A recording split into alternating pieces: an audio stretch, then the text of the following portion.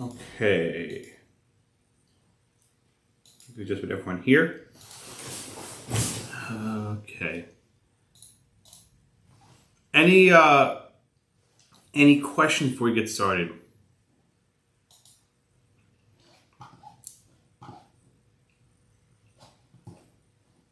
Okay. Let's start, if we can, by reviewing how we've gotten to this point. The most difficult aspect of the takings topic is there are many different tests, and these tests overlap in confusing ways. All right, so let's just start with a very basic recap, and we'll build up to where we are today. The Fifth Amendment has a takings clause. And the takings clause says the government can take private property for public use and it must provide just compensation. Right? There are some cases where it's obvious there's a taking, where the government's actually literally taking your house, and then you simply fight about what the compensation is or whether there's actually a public use for the taking. Those are the easier cases. The harder cases concern where the government regulates your land, but you get to keep it. So we did cases last week which involved installing wires inside the building. We did cases last class which involved regulating whether you can bake clay on your property. We did a case which involved seizing of raisins. Okay? Each of these cases is a different aspect of the takings clause. The two cases today bring our last batch of cases into focus, right? And all these cases are asking the same thing. How far can the government go, right? How far can the government regulate the use of property before it amounts to a taking that requires compensation? What I'll tell you is a line between exercising the police power and taking is very, very unclear. And it gets even more unclear the longer the Supreme Court deals with it. So there's some easy rules you can remember, right? And the easiest rule is the Loretto case. The Loretto case introduced this phrase of permanent physical occupation. Permanent physical occupation. When you have a permanent physical occupation, there's a taking. There's no balancing. There's no consideration of anything else. Right? Now, what is a permanent physical taking? The court was not very clear. But at a minimum, in my mind at least, it requires some sort of installation, some sort of hammer and nail. You're attaching something to the land. Or maybe it's a flooding where the land is always going to be covered up, right? It's something physical that's going to be there for a very long time, where you cross that threshold to a permanent physical occupation. But what happens when you don't have a permanent physical occupation? What happens when, for example, the government's simply regulating how you use your land? For example, if you're baking clay on the property, right? Is that a nuisance? Okay. Well, we studied nuisance before. And historically, when the government wants to abate a nuisance, they are not causing a taking. Right? So we're seeing these sorts of lines being drawn. If the government's trying to abate a nuisance, there's no taking. They can shut down how you use your property. But if they're installing something in your property, wires and cables, well then there's a taking. The two cases today complicate that framework. Because in the first case, it may seem like they're just regulating a nuisance, but there's no taking. That's Penn Coal. And the second case, the government is diminishing the value of a significant property right, but the court finds no taking. Right? How do you reconcile these cases? How do you line them up so that they make sense? Not easily. Right? And let's try a poll question to try to illustrate these rules. So question number 1 from the chat for today. I'll put this in the chat so you can all see it. Okay. All right, so question number 1. This is a good thinking question. Under the police power, a city can require the installation of smoke detectors in apartment buildings. True or false?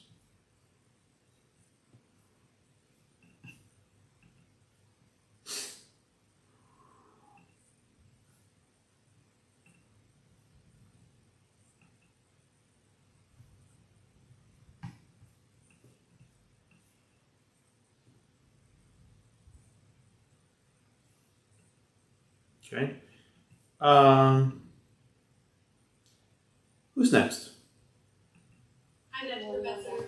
Oh, hey, Nancy. How are you? Good morning. Actually, it's me that's next. Who? Okay, 2 people just talked at once. Who's actually next? Vera, Jasmine. Okay, Jasmine. Okay, you're V. She's W. Okay, so I guess you come first. Okay, very good. All right. So Jasmine, let's just talk for a minute about smoke detectors, right? What does it take to install a smoke detector? And that question sounds stupid, but how do you install a smoke detector? The facts are actually very important. Well, like you said earlier, it's a wire, hammer, nail to put it in the ceiling. Right. And generally, how long are smoke detectors going to be inside the ceiling for? They're usually always there. Yeah, they're always there. And do those smoke detectors require maintenance? Yes. Yeah.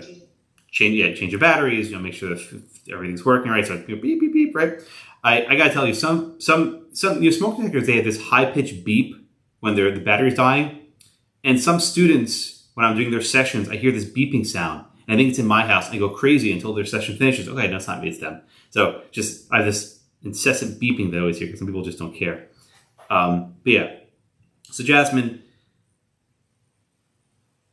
do you think that, as understood, the smoke detectors are within the police power?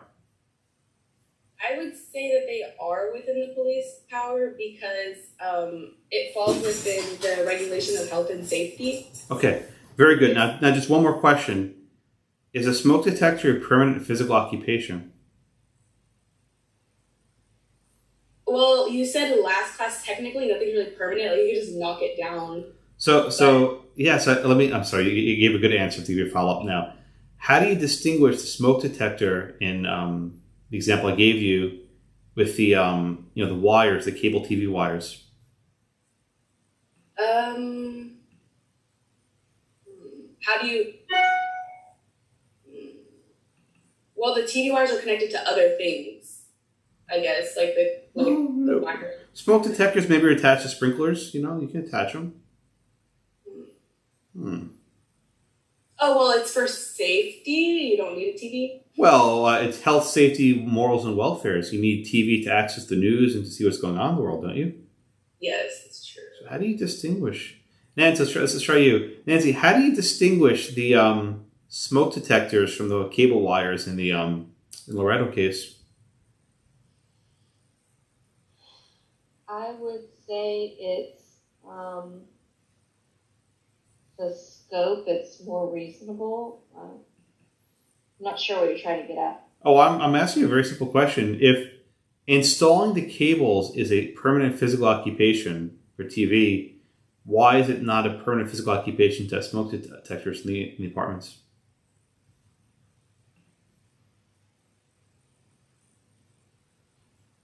because it's a valid exercise of police power? Well, no, that's just circular, isn't it? I'm asking why, right? Why is a smoke detector police power, but the cable TV is taking? Because the court wanted to find that way. Okay. What?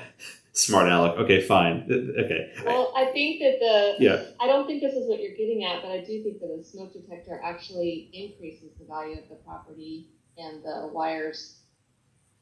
Oh, I think Talbot. I think people who want to move into an apartment want cable TV. But I'm putting poor Nancy and Jasmine through the paces. What I'm trying to get at here, the answer is A, right? I think, how many have you got this one right? 90, everyone but one person got this one right. So good job, everyone, right?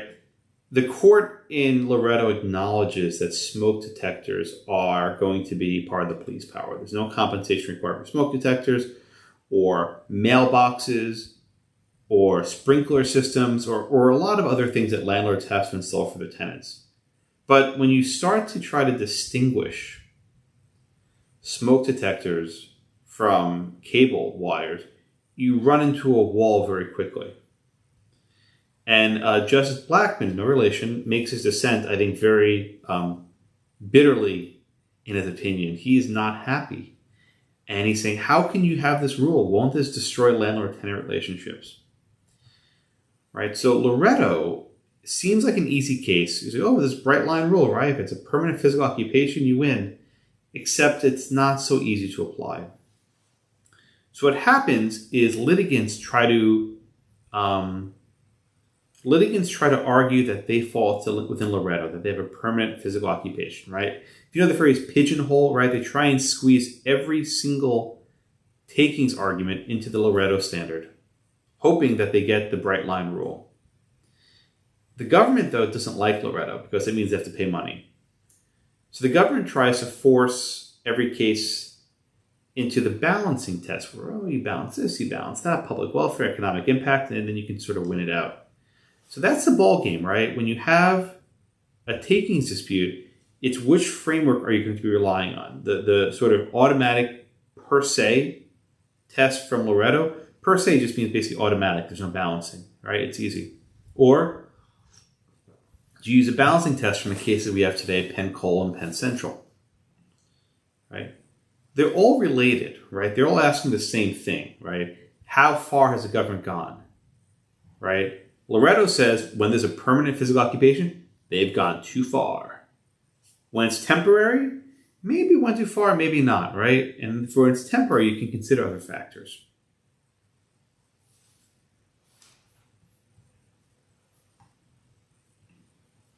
All right. Everyone with me? Yes, Adam, go ahead. Good morning. Good morning, thank you. So, I was just curious, I understand obviously that there's this balancing test involved, but to distinguish between, let's say, a smoke detector and cables, I understand how one could argue that it is within the general interest of public welfare in order to have both. But I mean, just off the bat, I would feel that a huge distinguishing factor would be the fact that one is for commercial purpose, whereas the monetary gain, somebody's making monetary gain off of these cable wires, whereas the smoke detector, though both being permanent, is something that is for the safety in particular. So you know the phrase common carrier, right? You remember that from torts or contracts, common carrier? I think so, yeah. Cable TV companies are common carriers, right? In the 70s, at least, there was usually one cable TV company per area. So you had one choice. And the government gave them a monopoly. And the government said, we'll give you this monopoly in exchange for you charging a standard rate, right? You can't charge this person more, this person. So it was a standard rate. And let me just give you some more history. You ever watch public access TV? You know what that is? Right? This was the idea that people would have access to public information. Think of C-SPAN, right? Over the airwaves. This just wasn't done. When you had no internet, right? You had basically 3 channels on TV. This was a way of getting people information. So I actually disagree. At least in the 70s, cable TV was considered part of the public welfare, that this was a way to get people information. That's why they had a certain number of hours a day were dedicated to public access. You could basically rent time to convey information. So you're right, but the courts do not want to start saying, "Oh, this is not really police power. Oh, that's not welfare." They don't want to start getting into it. Dare I say the word Lochner? I actually like Lochner a little bit, but that's the sort of idea. Is that no, this is not really important for you. But you're on the right track. You're thinking about it. Companies who make smoke detectors make money. Yes, they do. They're not cheap. I use the Nest smoke detector. It's actually a lot better. It connects to your wireless network. It sends you alerts when the batteries are low. Like it texts you if there's smoke in the kitchen. It's very good. I encourage you. All right. All these little robots running around vacuuming and mopping. I feel like I'm the Jetsons sometimes. But anyway, here we are. All right, now let's try question number 2, which should also, I think, be pretty straightforward. When the government orders a property owner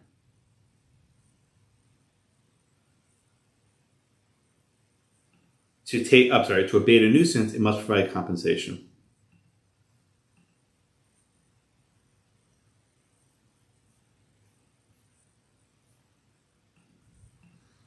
Okay, so Nancy was last. Who's next? Jordan? Are you next, Jordan? Yes, sir. All right, Jordan, help us out here. What's the answer? So I put false. I did that because of the Hadachek case where they said the scope of police powers to, if they're abating a nuisance, you aren't taking, and without a taking, you don't need to compensate. Okay, very good. Thank you so much, Jordan. That's correct, right?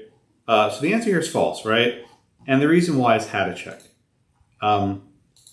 Even before you came to property, you knew what a nuisance was. You learned this in torts, a bit last year. And when the government is eliminating a nuisance, that is like squarely within the police power, right? And generally, I'm going to say almost always, but almost always, when the government is eliminating a nuisance, there's no requirement to pay compensation. Okay. Now, I'll come back to you, Jordan. Just like one follow if I can, please. Jordan, does everyone always agree what a nuisance is? No. Can the government? I'm sorry. Let me make that precise. Can the legislature define what is a nuisance in advance? I think it can, as long as it's reasonable. Oh boy, what is that a clear standard for anyone to see? No. Wow. So, what if there's a dispute about what is and is not a nuisance? I think that's where we kind of get in this thin line between is it a taking and then is it your police power, because I think nuisance can be very subjective. Okay, very good. That's what I was looking for. Right. Thank you, Jordan. Right. So students say, okay, great. The nuisance test is so clear, right? That just makes things really super easy. Well, you have an entire topic on what is and what is not a nuisance. This is not a clear topic. And we're not adjudicating a nuisance by a court. They look at the very specific facts. Here, it's often the legislature in advance decides what type of conduct is a nuisance. This is the phrase nuisance per se, right? You remember this, right? A nuisance per se, that if you engage in certain activity, it's a nuisance no matter what. There's no balancing, there's no consideration of public harm. This is it. In Hadachek, the government of Los Angeles said that the brickyard, brick baking, right? We bake bricks, was a nuisance per se, right? No matter what. Even though Hadachek came around and said, wait a minute, my brickyard's not dangerous, right? My brickyard's safe. It's just a little bit of smoke. And the court said, you know what? We're going to defer to the legislature. If the city determines that brick baking is a noxious odors and smell and whatever else, that's what not for us to dispute. So don't think that the nuisance test is automatic. Because there's still going to be cases where the court says that's not really a nuisance. Right? I'll give you a preview. Next week we do a case involving the regulation of beachfront property, where the government says, well, you can't build on your beachfront property anymore because building on the beach is a nuisance. And the court says, well, that might be some sort of modern conception of a nuisance, but that's not a common law nuisance. So even this nuisance test gets fuzzied over what is and is not a nuisance.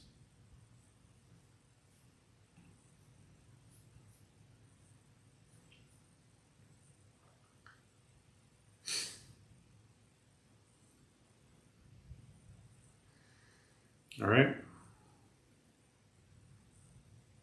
Everyone with me so far? It's about to get even bumpier. I like to give you warnings. I'm sorry. It's true. All right. So we have two cases today, both with the word Penn in them, but they're not both from Pennsylvania. The first is called Penn Coal, and the second is called Penn Central. Students confuse them every semester. Please try to keep them separate in your minds. You have Penn Coal and you have Penn Central. They're not the same thing. All right, that was Jordan. Megan, are you here? Yes, good morning. Good morning, thank you. Megan, all right, let's start with Penn Coal. Could you please give me the facts on Penn Coal v. Mahon? So, in 1878, Penn Coal wanted to, they conveyed land to Mahon, I'm not sure which.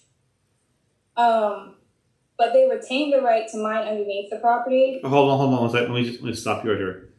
What do you mean they retain the rights to mine? How do you sell property different? How does that work? How can you do that? I believe they were just selling him the subsurface? Other one. Who is getting what? Just let's be clear here. Penn Coal was getting subsurface rights, Good. And then Mahon was getting anything above. Correct. And Megan, just help me spell this out for a minute. What does it mean to convey to someone only the surface rights, but the coal company retains the subsurface rights? What does that actually mean, practically speaking? That means that would, in this case, Penn Coal would have the right to anything like coal minerals that are underneath, that are in the ground. So if they were to drill on another property and they find something underneath Mahon's property, then they are entitled to anything that's under there. Okay, good. All right, very good. Thank you, Megan. All right, so we have here, a classic case of the so-called bundle of sticks, right? When you convey black acre to someone, right, you're not just conveying the stuff on the ground. There's this old Latin phrase, which is it's listed inside your case, and I'm going to butcher it if I try to say it. Quis et solium ius es usque ad coelum et ad inferos. Please, my Latin's not very good.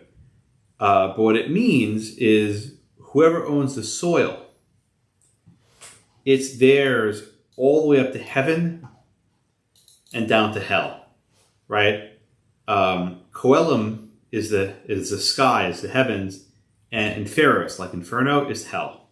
So at common law, when you convey blackacre to someone, you would give everything down in the earth to hell and everything up to the sky. Right? That was the sort of understanding. But you don't have to convey them. You can convey just your surface rights, your subsurface rights, or your air rights. Now, air rights weren't terribly important until the invention of the airplane. You couldn't really fly over a person's property, so it didn't really matter. But when airplanes were invented, they had serious disputes, right? Oh, thank you, Cassie. You're too kind. When you have an airplane, there's a dispute, right? Is an airplane flying over your property taking? And there were actually some early cases. The Cosby case, I think it's CAUSBY, the Cosby case. Not Bill Cosby. That'd be a different case. The Cosby case involved flyovers, right? And is that a taking? And there are some courts that actually held that when airplanes are always flying over your property, they're disturbing your air rights as a taking. So the two cases today, Penn Coal and Penn Central, involve not the surface rights, but the other ones, right? Penn Coal involves the subsurface rights, and Penn Central will be the air rights. These are the two cases we have today that involve different types of rights. That was Megan. John, you here? Hi, yes, good morning. Hey, good morning, John. Let me ask you this question, please. Is there a relationship between the surface rights and the subsurface rights? In other words, are those two entities sort of independent? Do they, if you work on one, do they affect the other? I mean, what's the are they related? I'm going to say generally yes. Okay. If you're going to work underneath the ground, like I'm just going to use this case as an example. They're mining underneath the ground. The case talks about subsidence. Good. You can. Good. What's subsidence? Yeah, what's subsidence? Tell us about that. Right. So it's the sort of gradual caving in or sinking in of an area of land, and the statute in question in this case is concerned about houses getting succumb to subsidence. Okay, very good. So basically, John, what happens if you have a house and you dig underneath the house? What's going to happen to the house? House is going to sink.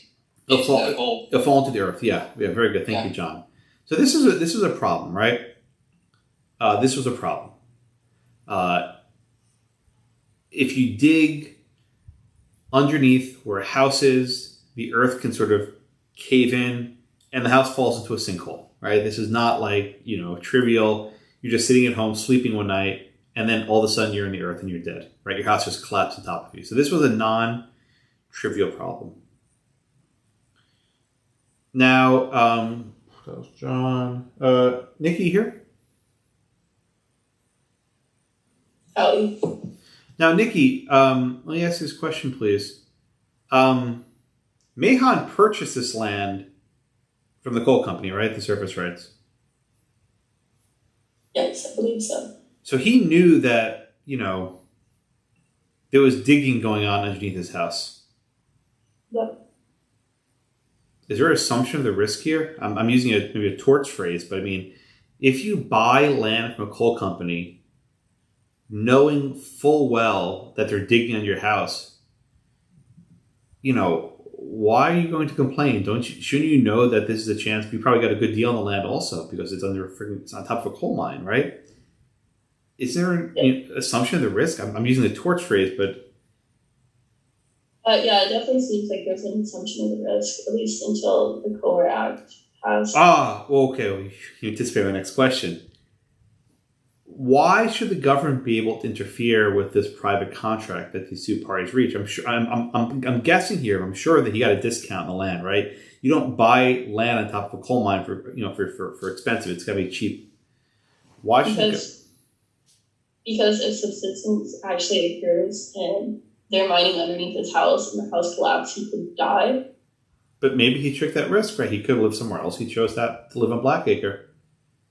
Right. I think that's what they say in the majority when they say a man's misfortune shouldn't shift burdens to his neighbor. Good old Justice Holmes, right? Yeah. Thanks, Nikki. I think it's exactly right. Yeah.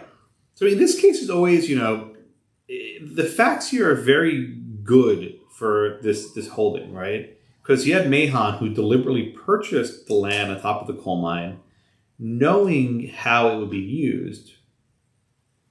He knew how it would be used, and he did it anyway. Okay, so then the state of Pennsylvania enacts this law, the Kohler Act. And the law forbids mining of coal in such a way that would cause subsidence. Right? So perhaps, you could mine safely, but if there's even a risk of subsidence, you can't. All right. That was Nikki. Cameron, you here? I'm here. Okay, Cam, thanks. Cam, did Penn Coal sue Pennsylvania arguing that the statute was constitutional? How did this litigation actually begin?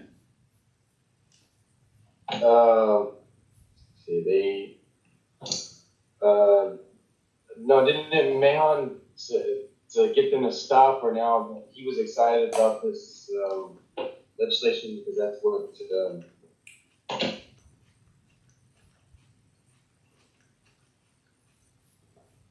You're right. Let me ask the question differently, Blake.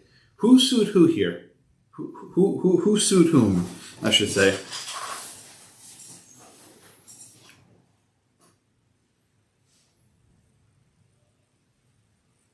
Oh, you froze. I'm sorry. Cam, you there? I'm here. Okay, good. I think you just froze for a moment. Who sued who here?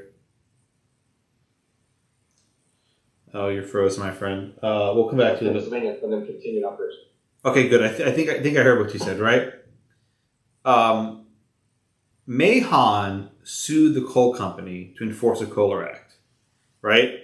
And just thanks, Cam. Your connection is a little spotty, but I think I heard most of what you said. Mahon sued the coal company, saying, "Look, you can't dig here." Again, Mahon knew that they'd be digging there, and he accepted the land on that basis. But he said, "No, now I'm going to sue to stop it." In response, the coal company said, "No. This law is unconstitutional, right? You cannot give an injunction to stop us from digging because this law is invalid." Okay? So the case goes to the U.S. Supreme Court asking this question. Does this regulation fall under the police power?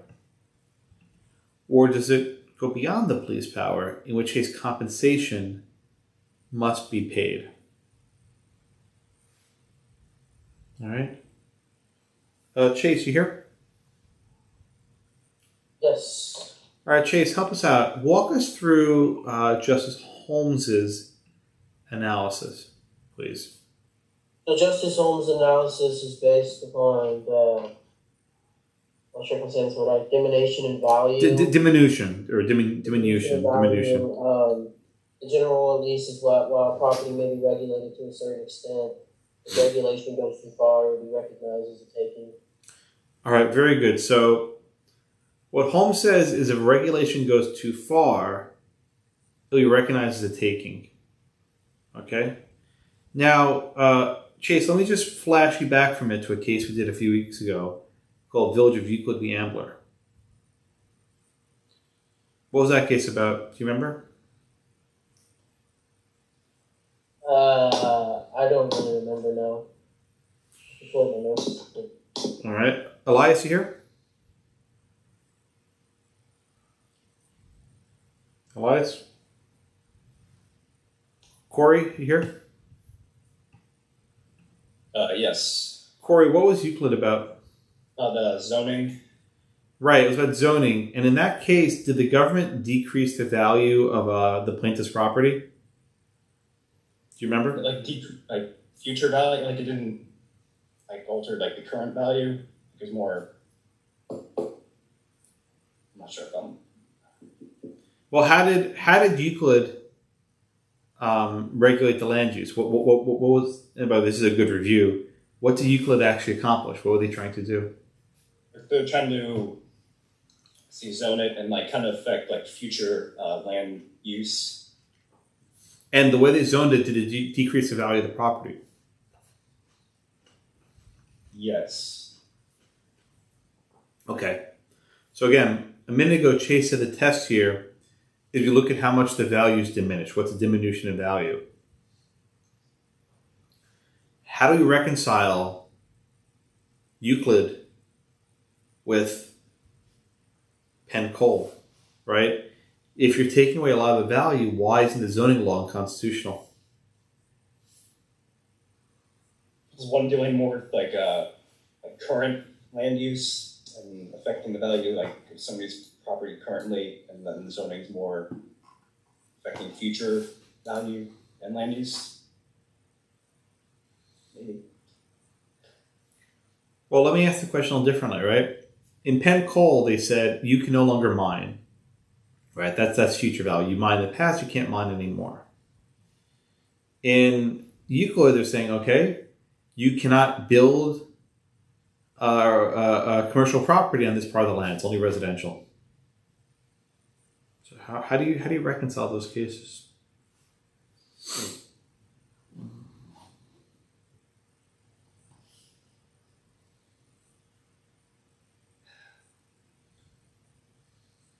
I don't know, they seem fairly similar, both dealing with the... Yeah.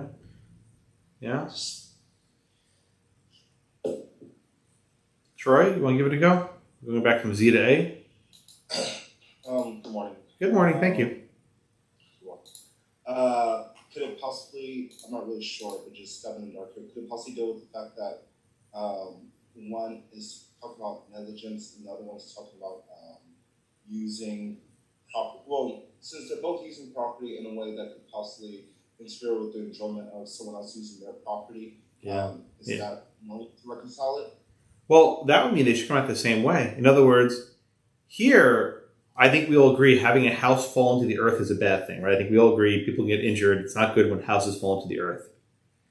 It seems the harm to others is greater from subsidence than from just building, an apartment building in a commercial area. It seems that the harm in Penn Coal is a lot greater. I mean, people are falling into the earth. That's really dangerous.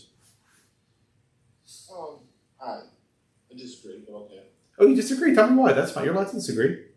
Well, if you look at subsidence, and this is just using our local infrastructure as far as Houston as a example, if you look at some of the stuff that happens when we don't have zoning, and you get cancer clusters and different things like that, which have long-term effects on generations, versus, I would say, subsidence, which is going to be immediate harm. Oh, I see. That impacts one family, possibly and destroy a house, versus, I think it's just semantics, but yeah. No, it's a fair point. I mean, I don't know if they knew about that stuff in the 1920s, but that's actually a fair point for today. Good point. Anthony, here? Yes, good morning. Anthony, how would you line up? How would you reconcile, Penn Coal with Euclid? I personally, honestly wouldn't. I think Troy probably did it the best. I couldn't have done it as well as he did just now. Good job. It was a very good job, yeah. So I don't see that. I feel like if you're going to have such a discrepancy between the two, you need to find either a middle ground or like how the court ended up going with what they did in Mahon, then they need to apply that to what they did in Euclid, or if they're going to take Euclid, they need to apply that to Mahon. Dylan, you have a comment? I was just going to answer the question. Please, go ahead. Well, I think I know. Is it what the dissent alluded to, the reciprocity of advantage? I was going to get to that in a minute. I'll do it now. What's reciprocity of advantage? So in Euclid, the people were restricted from using their property in a certain way, but they also benefited from other people coming in and using their property in a way that harmed them. But here, it's really just a harm. Doesn't the coal company benefit by not having houses fall into the earth? No, it's not their houses. Screw them. Yeah, screw Mahon, right? We don't care if he dies. All right, very good. I think you guys give me some pretty good answers here. Thank you, appreciate that. Let me try to summarize a little bit. Justice Holmes gives this test that is very unsatisfying. It seems like it makes a lot of sense until you start to try to reconcile it, line it up with other cases. And these other cases try to reconcile themselves with with Penn Coal, and it's not always very good. So the test, I can say, very simply, you consider the diminution value, right? And if a land use regulation goes too far in diminishing the value of a property, it's a taking. Oh, that's easy, right? Piece of cake. But how are we supposed to know when a land use regulation goes too far? How are we supposed to know? What tells us if a land use regulation goes too far? And this is where the Holmes opinion starts falling apart very quickly, because we just don't know, right? And the Holmes opinion gives a lot of different considerations, right? He says that this law destroys these protected rights. Okay.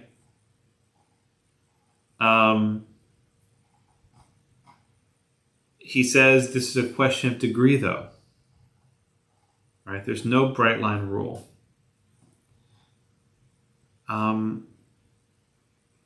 It's pretty short, and it doesn't give you a lot. Haley, are you here? I'm here. Good morning. Good morning. Thank you, Haley.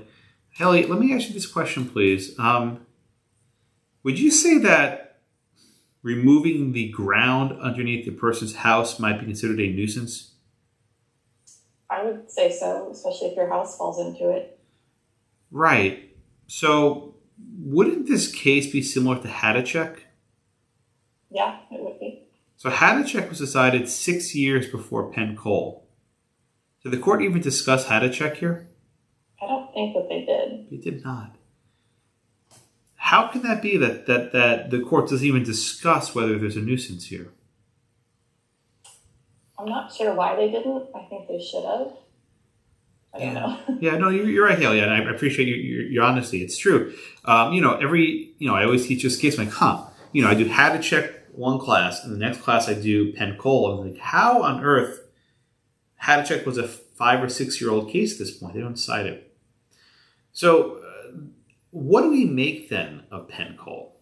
Well, I'll tell you that the Penn Coal test still exists in theory, right? That when a regulation goes too far, there's too much of a diminution value, it's a taking. That's still the test.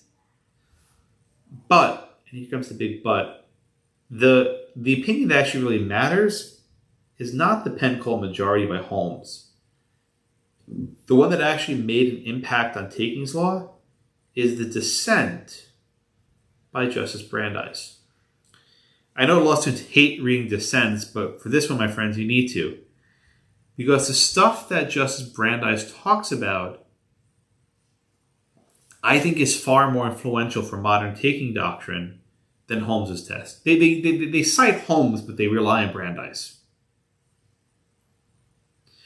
And Brandeis discusses land use regulation in a very different fashion. He's like, look, we can't just focus on the Penn Coal Company, right? We live in a very complex society. We're all interacting in this busy place. And we can't, sort of put on blinders and only look at one very specific type of impact. We need to look at the economy more broadly. Right? So sure, if you're restricting the coal company in this specific place, it hurts them. We can all agree on that. But there are benefits and burdens to that, right? If you're restricting the mining in this specific place, maybe it makes the mining elsewhere more valuable. Maybe it makes homeowning more valuable. Maybe it makes land use safer, right? There are lots of benefits and burdens that are going to be associated with land use regulations. And it's not for the court to sort of pick and choose who the winners and losers ought to be. That should be for the elected branches, right? This is, I think, almost like Adam's question before. Who's to say that cable TV is part of the public welfare, right? Well, Brandeis would say that's not for us to decide. That's for the elected branches. Brandeis also discusses prohibiting noxious uses, which is more or less a nuisance. He's using just different words for it. Right? And that these are restrictions designed to protect the public. why can't the city say, or the state say, we're prohibiting something that prevents this nuisance where houses fall into the earth? Brandeis says this is an appropriate means to an end, right? If you want to think of the rational basis test, this is what he's getting at, right?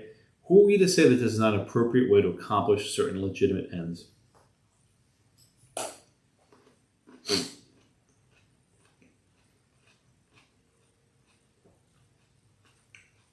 Yep. Right. And then he gets to this concept of reciprocity of advantage. This is who said it a few minutes ago? I can't remember, but someone said it a few minutes ago.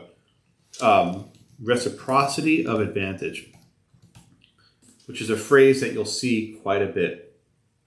We're both the party that's being burdened and the party that's being benefit, right? Both Penn Coal and Mahon benefit, right? When you give a benefit to a private party, society at large also benefits. The final concept that that Brandeis put forward that's significant is what's called the parcel as a whole theory. The parcel as a whole theory, right? So here the Penn Coal Company owned a lot of property, and they were not allowed to dig under Mahon's house. So, they own this much property, maybe they can't dig here, right, in a small part. Holmes says, look, you've extinguished all the property rights in this one little area right over here. And Brandeis is like, why are we being so narrow-minded, right? Why can't we look at the entire parcel? They get value elsewhere. It's not so bad. This is very significant. When you can define the parcel in that narrow fashion, it's very hard to find a taking. Because usually with any land use regulation, you get to keep some and you lose other parts, right? So long as you have some value elsewhere, you're still in business. Think of the second case we have today where they still use a train station they can't build up, right? Because you can still have value from some parts of it, look at the parcel as a whole, you can't go to court and complain.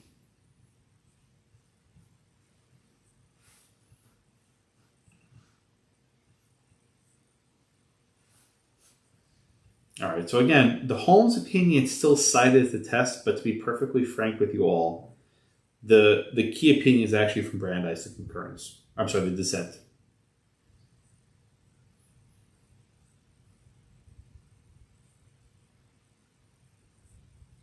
The next case, I hope, will bring this into a little bit more focus, but I want you at least to get the relationship between the Holmes and the Brandeis opinions.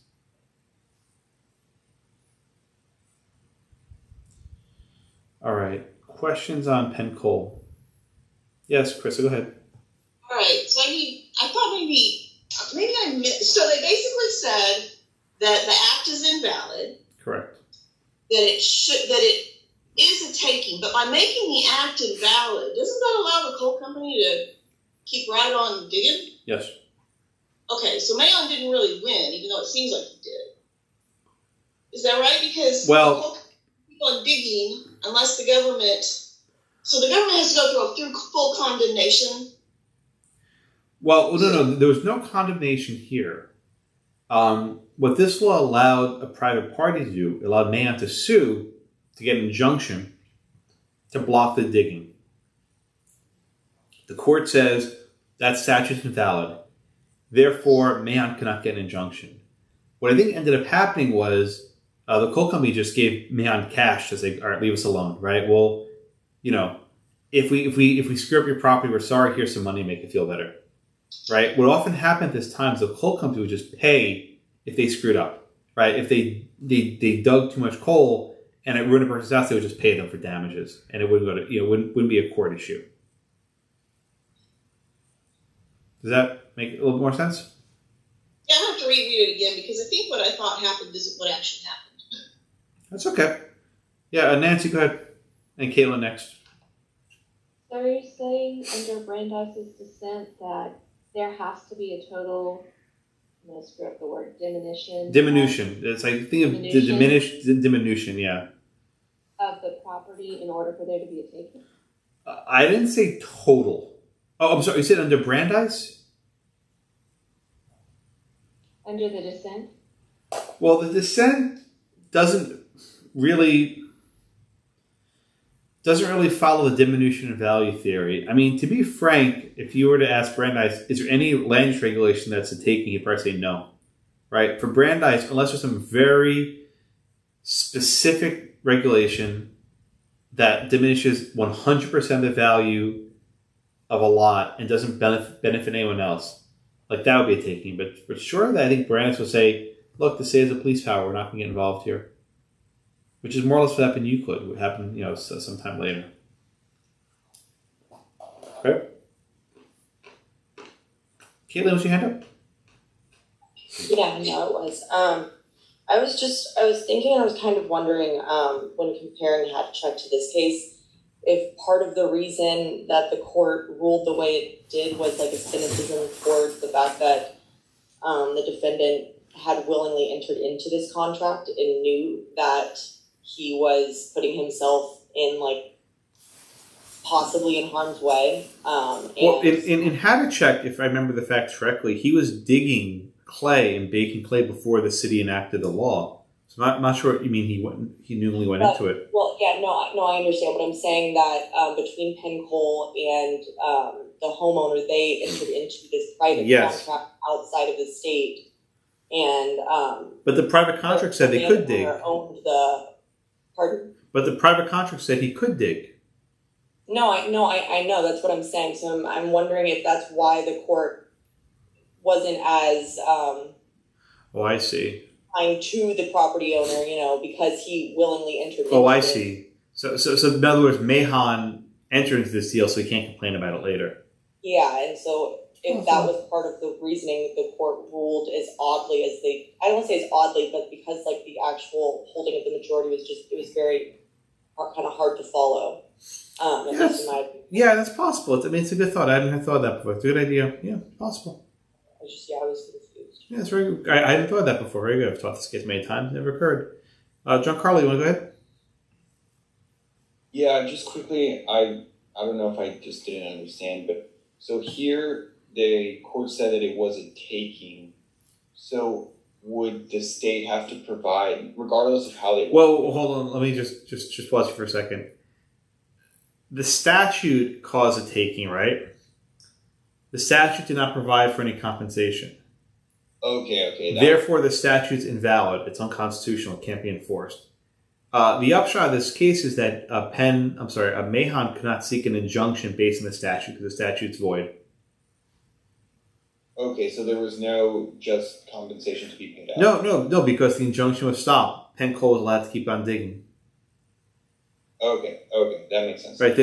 I think I can't remember who I asked, but the beginning of this case is not the coal company challenged the constitutionality of the statute. It's Mahon used the statute to sue for an injunction, and then as a defense, Penn Coal said this statute's unconstitutional. You can't give an injunction to that. It's a void statute, right? Let me just answer Giancarlo's question a different way. Most of the time in common law, you have a case where a plaintiff files a challenge against a statute, right? But you can also challenge a statute as a defendant. Someone tries to enforce a statute against you, and you raise a defense saying the statute's unconstitutional, right? So think of like I'll take a case you probably studied or will study, Lawrence v. Texas, right?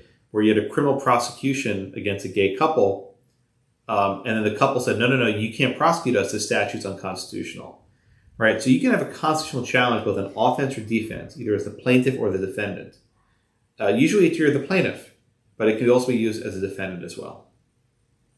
Right, Euclid was a plaintiff, right? They challenged the constitutionality of the zoning ordinance. But here, the coal company was a defendant, and then they raised a defense that the statute is unconstitutional.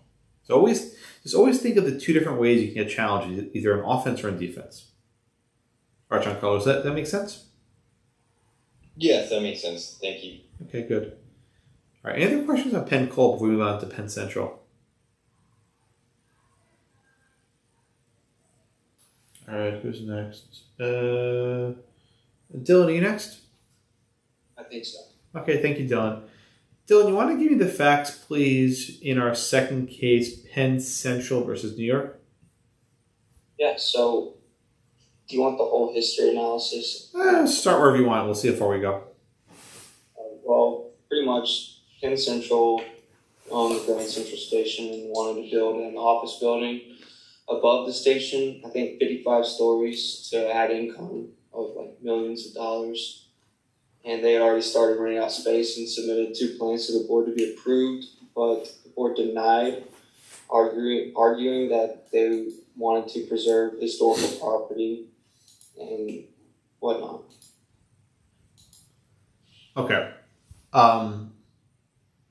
Did Penn Central go through the process of asking the state for all the permissions to build this tower? Yes. Did they appeal and do everything they had to do? Well, no, after they were denied by the board, they went straight to the higher court. They didn't appeal. Okay. All right. Very good. Okay. Thanks, Dylan. All right. So maybe some of you have been to New York City. I don't know if you have, but Grand Central Station is this beautiful train station in Midtown Manhattan. It's gorgeous. It's really nice, and it's in a very, very good location. Very elite location. In Manhattan, you have very limited real estate, right? Every building is inches away from each other. So the only way to build is to build up.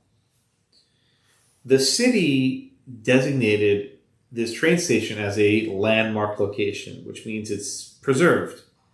And the city basically puts restrictions on it.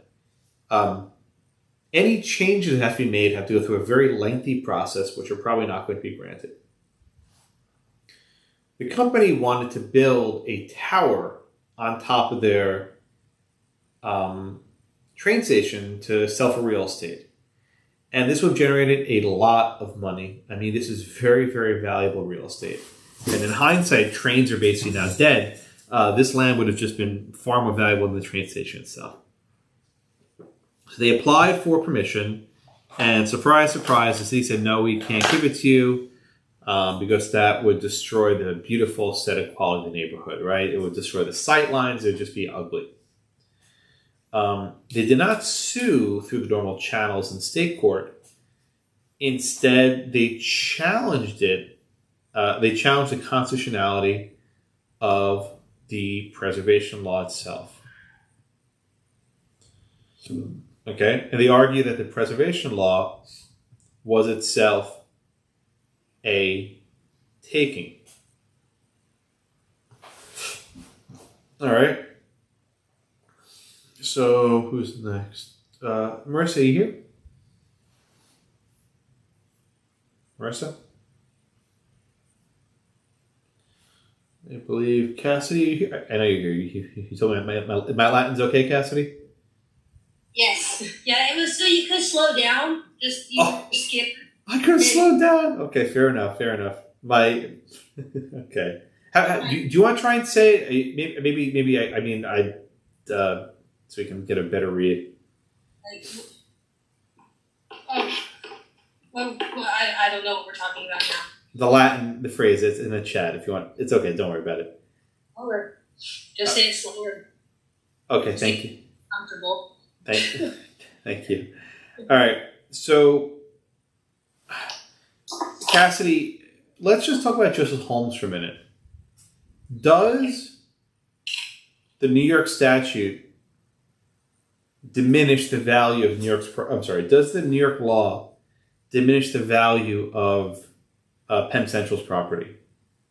No. No, why not? Well, it doesn't necessarily. It depends on the use.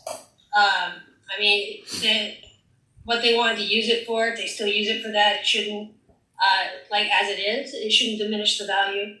In fact, it might even, it might actually preserve the value. How? They want to build this multi-million-dollar tower that's going to generate a lot of rent. How does the New York law not diminish the value? Can't they still trade the rights with other? Oh, we'll get to the trading in a minute, but I promise we'll get there in a minute. But just Cassie, just start more basically. Does this regulation diminish the value of their air rights?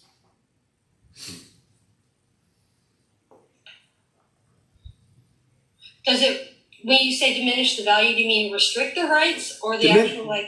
Diminish means decrease, right? Does it decrease how much the air rights are worth? No, because the air rights are not. They have to be considered all together with the rest of the parcel. Oh, you are giving me the exact answer Justice Brennan gave. Okay, that's right. Let me. I appreciate students who hold the line. It's actually very good. Most of these students cave when I put the low pressure, but you held the line. Okay, good. I was listening to the argument yesterday in the Obamacare case, and when the lawyers, he was getting grilled by Kagan. Oh man, she was giving him the business, and he held his line. And at one point, Kagan said, "You can't argue this. You can't make this point." He's like, "Well, yes, I can, Your Honor." And that just kudos to him. I mean, Kagan was, she was a law professor. She knows how to put the business. She can turn the screws.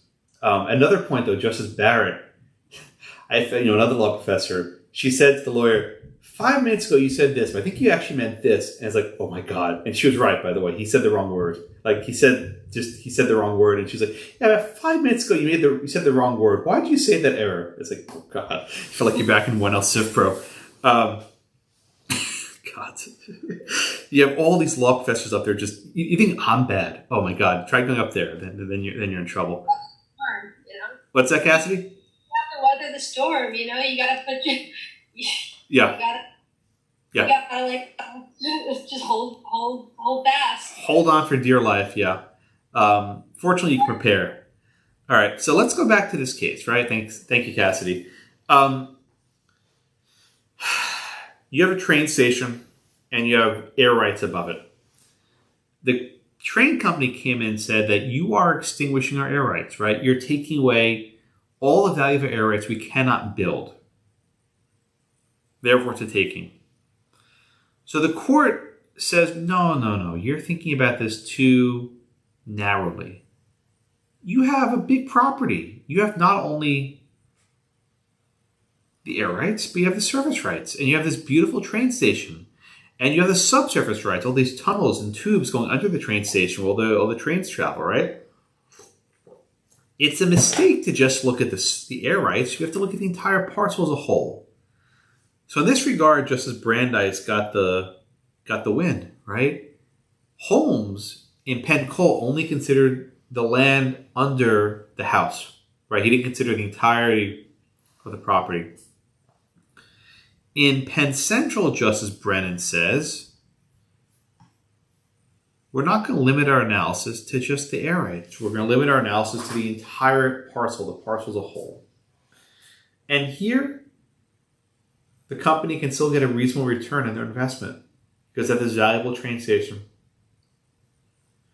So they reject the takings claim because the air rights were only part of the property interest. You have the surface, you have the subsurface, you have the air rights.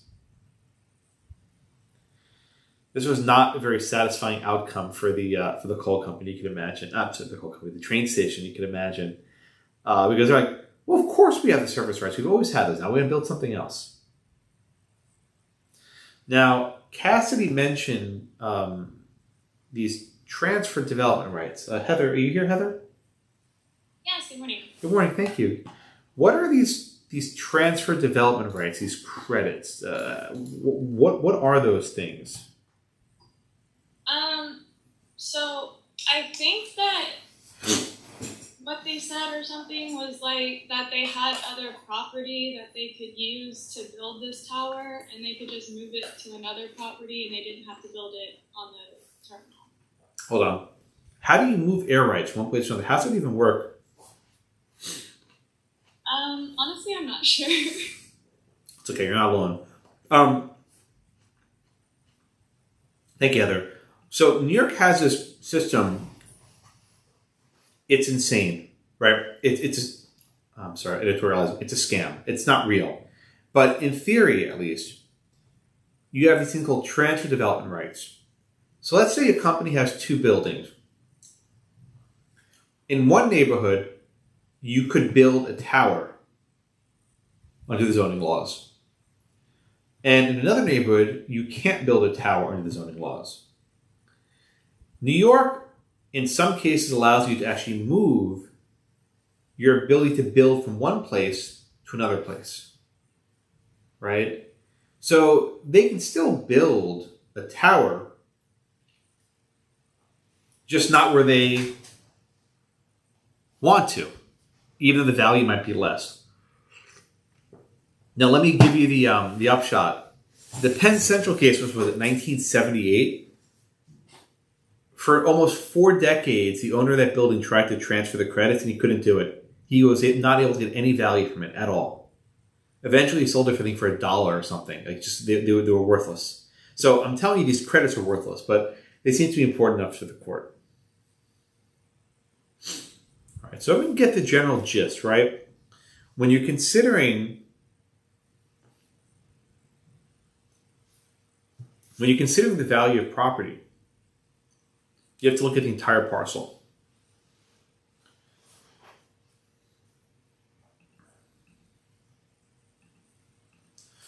All right. But that still doesn't tell you if there's a taking. Justice Holmes said it's a taking if it goes too far, if it diminishes the value too far. How do you know if it diminishes the value too far? The court gives a test. And it's a test that has either 2 factors or 3 factors, depending how you count. The court wasn't very clear. This is a test that perplexes law students and lawyers for almost 5 decades. All right? So there are 3 factors, depending how you count. And again, I sometimes I count them differently because the case isn't clear, and it becomes clear later. But there are 3 general factors. First, you look at the economic impact of their land use regulation, right? How much of an impact is there? Right? Think of the Loretto case for a moment, right? How much did the stupid cable actually affect the property values? Probably not very much, right? So you look at first, what's the economic impact? The second factor, and this is the most important one, is the extent, here I'll put in the chat so you can get it right for your notes, is the extent to which the regulation has interfered with distinct investment-backed expectations. Distinct investment-backed expectations. What the hell does that mean? Right? Ad inferos, right? What does that mean? And what the hell does that mean? No one really knows. This is a phrase that Justice Brendan sort of just threw in there. He copied it from a law review article. It's not really clear what he was talking about, but I can give you a summary.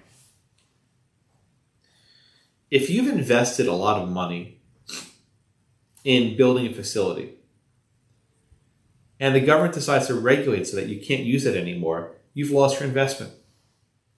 So the court seems to be saying that if people have invested money in it, they have reliance interest, the regulation is more likely to be invalid. But if you're saying, look, I want to build something later, right? I want to build a tower in a couple of years. Well, you haven't really invested in it yet, right? You haven't broken ground. You haven't developed the blueprints, the specifics. You haven't hired people. So you ask, how much money has a person already invested in the project? And the more money they've invested, more likely to find a taking. Okay, so the first factor is the economic impact. The second factor is the distinct investment-backed expectations, or DIBE for short, D-I-B-E. That's how we call it, DIBEs, right? D-I-B-E. And the third factor looks at the character of the government action. The character of the action. And the court seems to say that if it's a physical invasion, right, or some sort of physical invasion, it's more likely to be a taking. Now we've already done this third factor in Loretto, right? I'm going to try and bring these 2 cases together. What Loretto says is if the third factor is a permanent physical occupation, it's a taking. You don't consider 1 and 2. Right? Let me say it again. You have this 3-factor balancing test, which is really, really mushy. What Loretto says later is if you have this permanent physical occupation, you don't consider economic value, and you don't consider the divvies. You only consider the fact it's a permanent taking. So you really study these cases out of order, and part of me wants to actually flip them, but it might make more sense. But you start with Penn Central as these 3 factors. Economic impact, the divvies, and the character of the governmental action. It says you balance all 3 factors to decide if you go too far, right? How do you know if a regulation goes too far? Consider these 3 factors. All right? Then you have Loretto. And Loretto says, no. If you have a permanent physical occupation, if that's the character of the taking, you don't consider 1 and 2. The economic impact's irrelevant. Doesn't matter how small the cable is. Now do you see why Justice Blackmun was so mad in Loretto? He's like, look, we just cited Penn Central. What are you doing? Right? We have to balance all these factors. We don't have these bright line rules. So again, with Loretto, when you have a permanent physical occupation, you have this bright line rule. But when you don't have this permanent physical occupation, you go back to Penn Central's 3 factors. And you have this balancing test. Your challenge as you move through this topic is to know which test to apply. Are you applying the bright line rule from Loretto? Or do you consider all 3 factors from Penn Central? And Chris asked, can you use the word divvy? Sure, that's fine. I know what you mean. I don't get that. You shouldn't. It makes no sense. It's completely incoherent, right? But I'm telling you, I teach it every year. I mean, I get it, but it's not a clear test. And let me try to start to actually give you a framework for your notes, and I'll put this into the class notes if I can. So we go to the class notes for a second. I put that link earlier today. There's certain steps to think about, right? And this is a way to think about it. The first step to answer these questions is you ask, is there a permanent physical occupation under Loretto? If the answer is yes, then you have a taking and you have to provide compensation. If the answer is no, then you have some sort of temporary physical invasion. If there's a nuisance involved, then under how to check and the police power, there's no compensation required. But if there's no nuisance, then you have to consider Penn Central. And you ask about the distinct investment-backed expectations, most important factor. So this flow chart will help you only so long because it's going to get even more messy on Monday. But this is a way to start thinking about it. You have Loretto, you have how to check, and you have Penn Central. All these cases are getting at the Penn Coal question of when a regulation goes too far, right? That's the umbrella. Penn Coal is the umbrella, and these 3 cases give you illustrations of when it goes too far. Loretto, how to check, and Penn Central.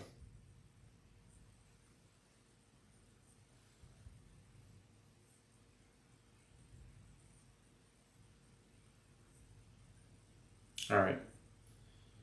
Questions?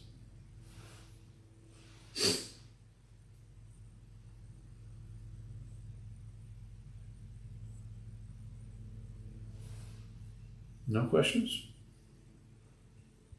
I don't believe you, but that's okay.